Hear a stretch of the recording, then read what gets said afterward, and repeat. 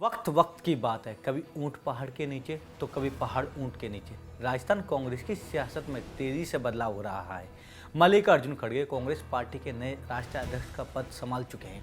खड़गे के आते ही राजस्थान के कई नेताओं की आंखों से नींद उड़ चुके हैं, सोच रहे हैं कि कल ना जाने क्या हो जाए।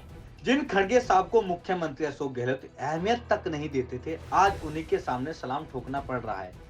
कल तक खुद को कांग्रेस अध्यक्ष का प्रबली दावेदार मान रहे थे। अशोक गहलोत अपनी ही सियासी जाल में ऐसे उलझ चुके हैं कि अब तो सीएम की कुर्सी पर भी डर का बादल छाए हुआ नजर आ रहा है। अशोक गहलोत शायद सोच रहे होंगे कि काश जयपुर में धारीवाल के घर पे विधायक दल का कांड ना हुआ होता, तो आज वो कांग्रेस के सबसे ऊंचे ओहदे पर बैठे होते। खैर, अब पछताए का होते जब चिड़िया चुग गई खेत।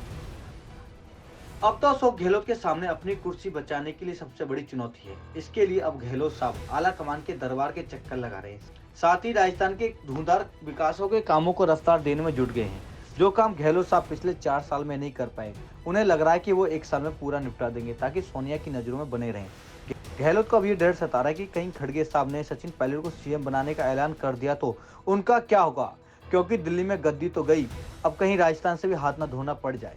अगर ऐसा हुआ तो फिर गहलोत साहब का क्या होगा? इस उम्र में क्या वो कांग्रेस के लिए घूम घूम कर प्रचार करते रहेंगे? क्या गहलोत राहुल की यात्राओं में शामिल होते रहेंगे?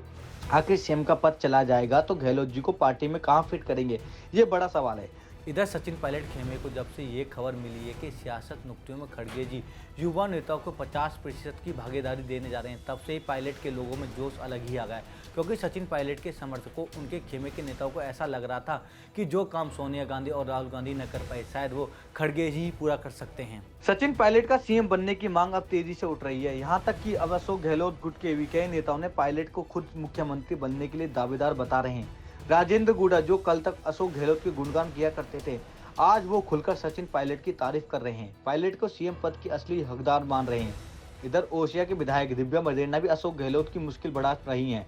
दिव्या तो ट्वीट पर ट्वीट किए जा रही है और शांति धारीवाल, धर्मेंद्र सिंह राठौर और महेश जोशी के कंधे पर बंदूक रखकर मुख्यमंत्री अशोक गहलोत पर निशाना लगा रही हैं। यानी गहलोत साहब की मुश्किल लगभग बढ़ चुकी है।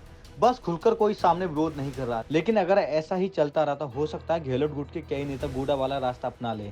ना खुदा ही मिला ना विशाले सनम, ना इधर के हुए ना उधर के हुए। गहलोत साहब का कुछ ऐसा ही हाल है। सीएम साहब अब उस रात को कोस रहे हैं जब उनके खास मंत्रियों ने विधायक दल की बैठक छोड़कर अपने ही अलग बैठक बुला ली थी। अगर ऐसा ना होता तो आज गहलोत साहब का ओहदा कुछ और ही होता, तस्वीर शायद बदल चुकी होती।